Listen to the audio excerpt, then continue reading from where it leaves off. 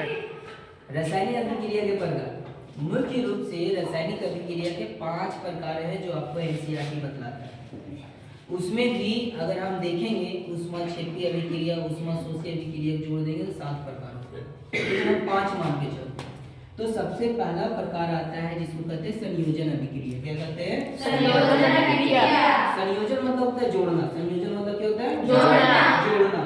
ठीक है, तो हम लोग देखते हैं कि इधर एरो के पहले होता है अभिकारक और बनता है क्या? उत्पादक। मान लिया जाए कोई ए है प्लस बी, दो चीज है मिल करके कोई तीसरा चीज सी बनाया, तो ये संयोजन अभिक्रिया कहलाएगा। क्या कहलाएगा? संयोजन अभिक्रिया। यानी संयोजन अभिक्रिया ऐसा अभिक्रिया है जिसमें दो या दो से अधिक अभिकारक मिलकर एकल उत्पाद बनाएगा। कितना उत्पाद बनाएगा?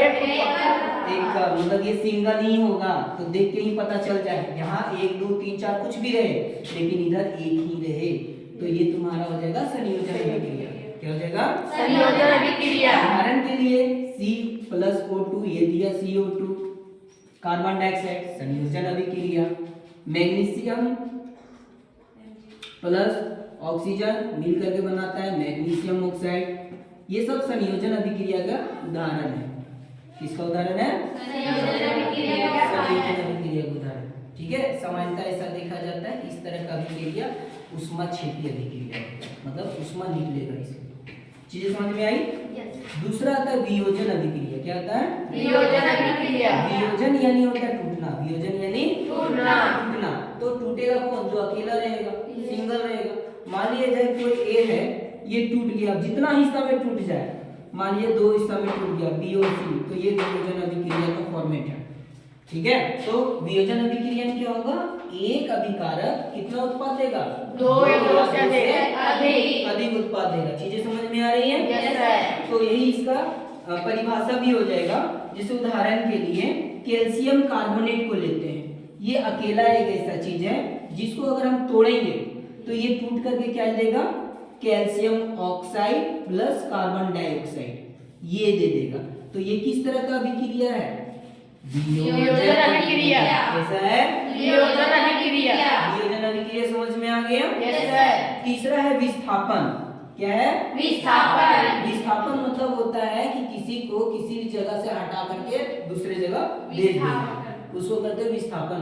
क्या कहते हैं? विस्थापन। विस्थापन। अभिक्रिया में क्या होगा? जो अधिक बलवान होगा, अधिक अभिक्रियाशील कहेंगे इसमें, ठीक है, वो अपने से कम बलवान यानी कि निम्न अभिक्रियाशील धातु को उसके जो साथ में होगा उसको हटा करके खुद चला जाएगा। फॉर एग्जांपल यहाँ समझे, यहाँ पे जिंक है, ठीक है, और ये है कॉपर सल्फेट। क्या है? Copper sulphate. तो ये है कॉपर और इसके साथ कौन है? सल्फेट। सल्फेट है।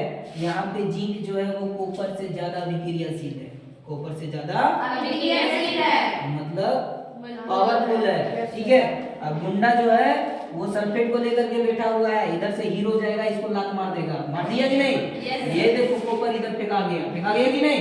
Yes, sir. और अपने हीरो जो सो सल्फेट के साथ आ जाएगा। तो यहाँ देखो जिंक सल्फेट।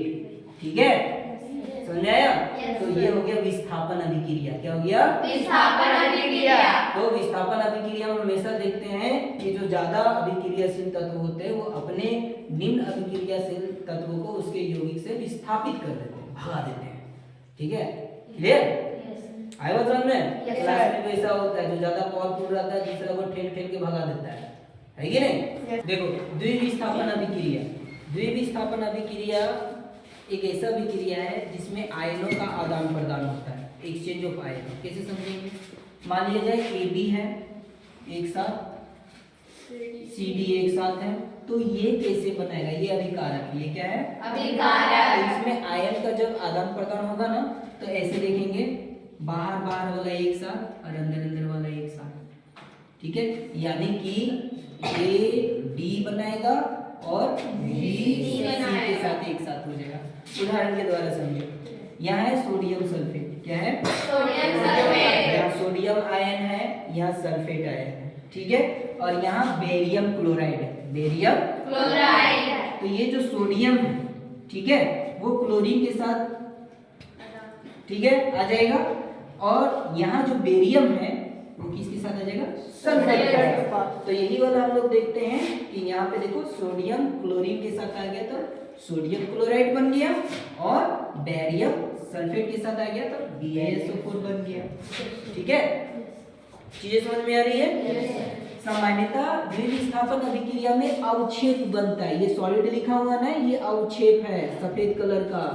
ठीक है, तो इसलिए कभी कभी हम इसको अवक्षेपण अभिक्रिया भी कहते हैं। क्या कहते हैं? अवक्षेपण अभिक्रिया। तो अवक्षेपण अभिक्रिया किस अभिक्रिया में मिलेगा? द्विविस्थापन अभिक्रिया में, जिसमें आयनों का आदान प्रदान होगा। आयनों का क्या होगा? आदान प्रदान होगा। समझ में आ गया? Yes sir. कोई दिक्कत? No sir. जब कभी भी पूछे इनमें से कि कौन सा जो द्विविस्थापन अभिक्रिया है, ये फॉर्मेट याद रखना, देखना। ठीक है, पांचवा प्रकार जो अभिक्रिया का है उसको कहते हैं उपचयन अपचयन अभिक्रिया। इसको रिडॉक्स अभिक्रिया भी कहते हैं। रिडॉक्स रिएक्शन भी इसको हम लोग कहते हैं। ठीक है, इसमें दो चीज बना हुआ है, उपचयन से और अपचयन। उपचयन मतलब क्या होता है? ऑक्सीजन का जुड़ना, अगर जुड़ेगा तो हम लोग कहेंगे उपचयन हो रहा है। अगर यही ऑक्सीजन हट जाएगा, ठीक है, तो अपचयन हो जाएगा। ठीक है, हाइड्रोजन के केस में क्या है कि अगर हाइड्रोजन जुड़ गया तो ये अपचयन कहलाएगा। हाइड्रोजन का जुड़ना क्या हो गया? अपचयन हो जाएगा। यही हाइड्रोजन हट जाएगा, ठीक है, तो वो उपचयन हो जाएगा। ये रिएक्शन को देखो कैसे पहचानते हैं हम लोग। यहाँ कॉपर के साथ ऑक्सीजन है, ऑक्सीजन है कि नहीं? Yes sir. और इसको यहाँ देखो तो कॉपर क्या अकेला है कि नहीं? Yes sir. कहीं ना कहीं इसके साथ ऑक्सीजन हट गया है। ऑक्सीजन क्या गया? हट गया है। हट गया है, यानी कि ऑक्सीजन का हटना क्या कहलाया? अपचयन। क्या कहलाया? अपचयन। तो ये अपचयन हो गया। ठीक है, अब यहाँ पे देखो हाइड्रोजन, ये क्या है?